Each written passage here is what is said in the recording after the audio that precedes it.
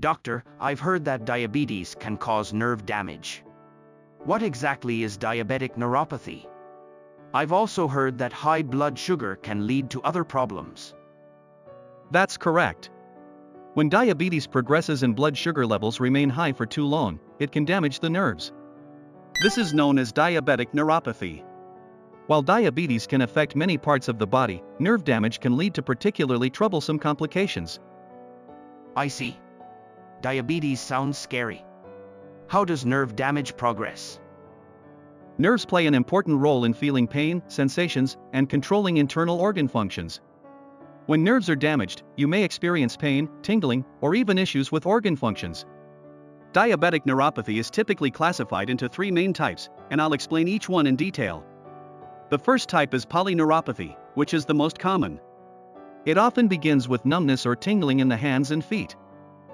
Tingling in the hands and feet? That sounds inconvenient. How far does it progress? If blood sugar isn't well managed, nerve damage gradually worsens. It usually starts in the toes or fingers and then spreads towards the knees and elbows, eventually moving closer to the body's center. That's alarming. Does it just cause tingling, or are there other symptoms?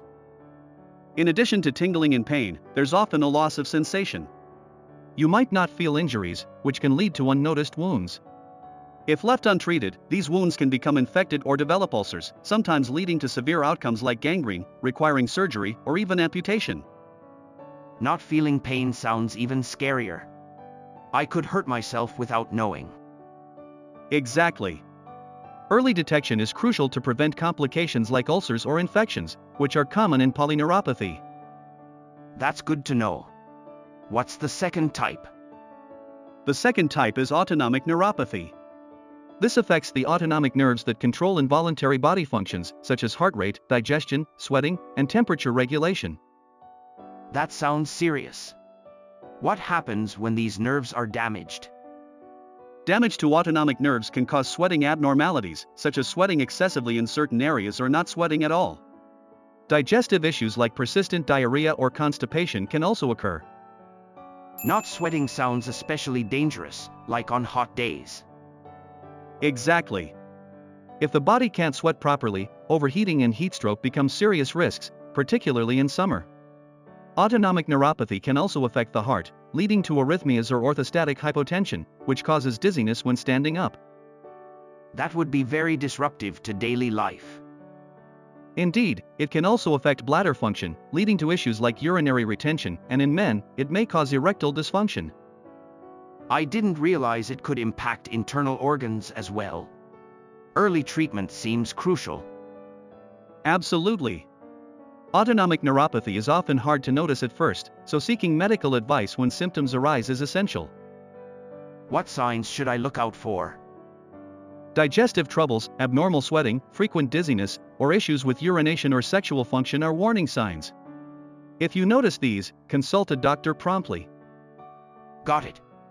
What's the third type? The third type is mononeuropathy, which affects a specific nerve. This can result in sudden paralysis or immobility in a specific area. Does this happen suddenly? Yes, it can occur unexpectedly. For instance, if the facial nerve is affected, it may cause facial paralysis on one side. If the nerves controlling eye movement are affected, you might experience double vision. That sounds very serious. What should I do if that happens? Seek medical attention immediately. Mononeuropathy often improves with early treatment, so don't delay if you notice symptoms. Diabetic neuropathy sounds frightening, regardless of the type. How can it be prevented? The most important step is blood sugar management. Persistent high blood sugar significantly increases the risk of nerve damage. Proper diet and exercise are essential. Focus on controlling carbohydrate intake and maintaining a balanced diet with vegetables, protein, and healthy fats. Diet is crucial, huh? But cutting carbs sounds tough. It can be, but small adjustments help. For instance, eating vegetables or protein before carbs can slow blood sugar spikes. That sounds manageable. What else should I watch out for?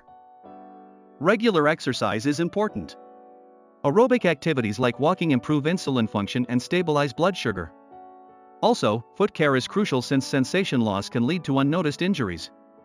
Check your feet daily for cuts or wounds. Exercise and foot care, anything else? Avoid smoking and excessive alcohol consumption. Both can worsen nerve damage and affect blood sugar control. Stress management is also vital, as stress can cause blood sugar fluctuations. There's a lot to keep in mind. It might seem overwhelming, but start with small steps. Gradual lifestyle changes, supported by family or friends, make it easier to maintain consistency. Having family support sounds reassuring. Absolutely. Working together with loved ones makes diabetes management more achievable.